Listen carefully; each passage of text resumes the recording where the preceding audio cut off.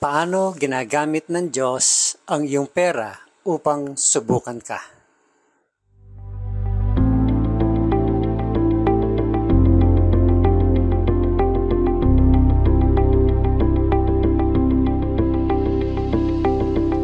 Kamusta po kayo? Pastor Arnold po. Ang devotions na ito ay hatid sa inyo ng Malabon Community Church. Isang paraan ng pagsubok ng Diyos sa iyo ay sa pamamagitan ng pera. Kung mapagkakatiwalaan ka niya sa mga material na pag-aari, mapagkakatiwalaan ka rin niya sa mga tunay na yaman sa langit. May ilang bagay na sinusubukan ka ng Diyos sa pamamagitan ng iyong pera. Una, money shows what you love most. Ang pera ay nagpapakita kung ano ang pinakamahalaga sa iyo. Kung talaga nais mong malaman kung ano ang mahalaga sa iyo, tingnan mo ang iyong kalendaryo at ang iyong credit card statement. Kung paano mo ginugugol ang iyong oras at pera ay nagpapakita kung ano ang pinakamahalaga sa iyo. Sinasabi po sa Matthew 6:19-21, "Don't store up treasures here on earth, where moths eat them and rust destroy them, and where thieves break in and steal. Store your treasure in heaven, where moth and rust cannot destroy, and thieves do not break in and steal. Wherever your treasure is, there the desire of your heart will also be." Matthew 6:19-21 ng New Living Translation. Ilagay mo ang iyong pera kung saan mo nais ang iyong puso. At ikaw ay magiging interesado sa anumang bagay na iyong ini-invest. Pangalawa, money shows what you trust most. Ang pera ay nagpapakita kung ano ang pinagkakatiwalaan mo. Pinagkakatiwalaan mo ba ang iyong pera para sa security mo?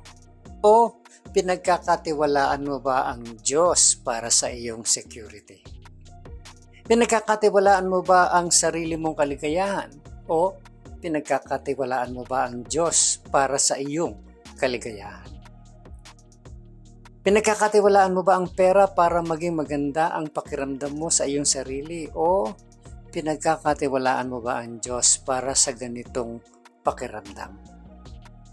Ang pera ang pangunahing pagsubok ng Diyos para sa ating pananampalataya. Sinasabi po sa Proverbs 11:28, "Those who trust in their riches will fall, but the righteous will thrive like a green leaf." Mula po yan sa New International Version. Ang nagtitiwala sa kanyang mga kayamanan ay babagsak, ngunit ang matuwid ay mamumunga gaya ng sariwang dahon. Ang pangatlo, money shows if God can trust you.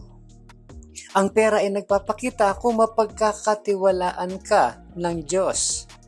Hindi lamang pinapakita ng pera kung pinagkakatiwalaan mo ang Diyos, ipinapakita rin ito kung mapagkakatiwalaan ka ng Diyos. Sinasabi po sa Luke chapter 16 verse 10 and 12, "If you are faithful in little things, you will be faithful in large ones. But if you are dishonest in little things, you won't be honest with greater responsibilities. And if you are untrustworthy about worldly wealth, who will trust you with the true riches of heaven? And if you are not faithful with other people's things, why should you be trusted with things of your own?" Luke 16 verses 10 and 12 ng New Living Translation. Ang paraan ng paghawak mo sa pera ay nakakaapekto kung gaano pagpapalain ng Diyos ang iyong buhay. Ngayon naunawaan mo na ang direktang connection sa pagitan ng pamamahala ng pera at pagpapala ng Diyos. Hingin mo sa Diyos na tulungan kang ayusin ang iyong pananalapi upang mapagkatiwalaan kanya ng mga tunay na kayamanan. Think about this. What would you say is the desire of your heart? Does the way you spend your money support your answer? Ano ang masasabi mong pinakadalisay na hangarin ng iyong puso? Sumasang-ayon ba ang paraan ng paggastos mo ng pera sa iyong sagot? Just think about that. Pangalawa, if you lost your job today, what would you do? In what ways do you trust or not trust God to provide for you? Kung mawalan ka ng trabaho ngayon, anong gagawin mo?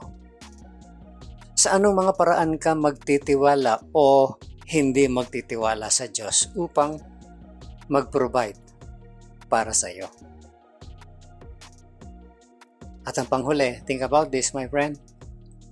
How does the way you manage God's resources reveal the depth of your trust in Him? Paano pinapakita ng paraan ng iyong pamamahala sa mga yaman ng Diyos ang lalim ng iyong pagtitiwala sa Kanya? Ito po si Pastor Arnold Adriano. At ang encouragement na ito ay hatid sa inyo ng Malabon Community Church. Have a great day, my friend. Huwag mong kakalimutan kung sino ang gumawa ng araw na ito.